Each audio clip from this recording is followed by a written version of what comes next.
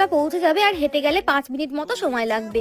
তো এই তো এখন টিকিটটা কেটেও নিলাম। আমি বলবো যদি সম্ভব হয় গুগল লোকেশন দেখে তোমরা কিন্তু একদম হেঁটেই চলে আসতে পারবে, আর যদি চাও তাহলে তো গাড়ির ব্যবস্থা রয়েইছে। টোটোতে উঠে বলবে শুধুমাত্র অ্যামাজিং পার্ক যাব, তোমাদের কিন্তু একদমই পার্কের সামনে নামিয়ে দেবে। যারা টাকি, বসিরহাট, হাসনাবাদে থাকো তাদের তো সবসময় এদিকে যাওয়াই হয়, মানে যাওয়ার জায়গায় বলতে তো হয় বসিরহাট না হলে টাকি।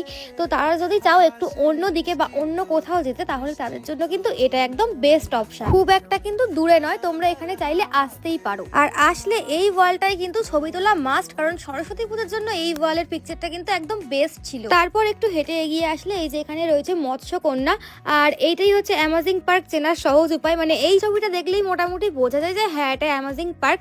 আর হ্যাঁ এই জায়গাটা, এই যে ঘোড়ার যে এখানে স্ট্যাচুগুলো রয়েছে, এখানে কিন্তু সুন্দর একটা সিনেমাটিক ভিডিও তোমরা করে নিতে পারো। এরপর এই যে রয়েছে এখানে রয়েছে অ্যামাজিং পার্ক লেখা। হ্যাঁ তুমি যে অ্যামাজিং পার্ক গিয়েছিলে সেটার প্রমাণ যদি দিতে চাও তাহলে কিন্তু এখানে সুন্দর একটা ছবি ক্লিক করে আর ভিডিও করে নিতেই পারো ইচ্ছে হলে। তারপর এই তো এগুলো সব দেখা কমপ্লিট করে এবার আরো সামনের দিকে এগাবো।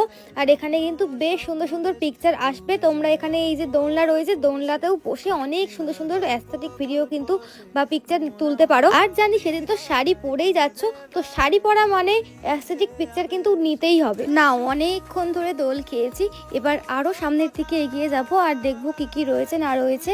এই যে এটাও কিন্তু একটা দোলনা, আর এটাতে চড়তে আমার কিন্তু বেশ ভালো লাগছিল। তারপর এখানে বসে আরো খানিকক্ষণ দোল খেয়ে সময় কাটাতেই পারো।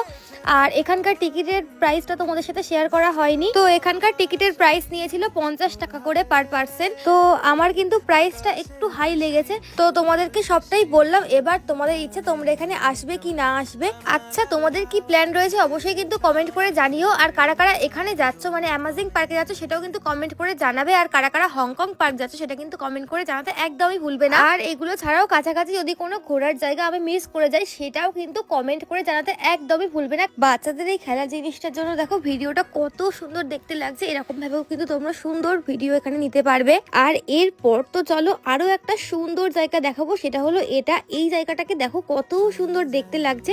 3 দিকে এরকম 3টে হরিণ রয়েছে, আর মাঝখানে এরকম সুন্দর ভাবে কিন্তু ভিডিও ছবি তোমরা নিতে পারবে। চারিদিকটা সবুজ, আর সবুজের মাঝখানে এই যে 3টে হরিণের স্ট্যাচু রয়েছে, এগুলোর জন্যই কিন্তু বেশ সুন্দর লাগছিল জায়গাটা। তো এই তো চলো এবার আরো সামনের দিকে এগিয়ে যাব আর দেখবো কি কি রয়েছে না রয়েছে। তবে তোমাদের একটা কথা আবারও বলি, 50 টাকা হিসেবে ভেতরে কিন্তু দেখার মতো তেমন কিছু নেই। 50 টাকাটা কিন্তু আমার কাছে বেশিই লেগেছে। তবে তোমরা যদি চাও তাহলে কিন্তু অবশ্যই ভিজিট করতে পারো এই পার্কটা। যদিও এখানকার কাজ চলছে, অনেক কিছু বাকি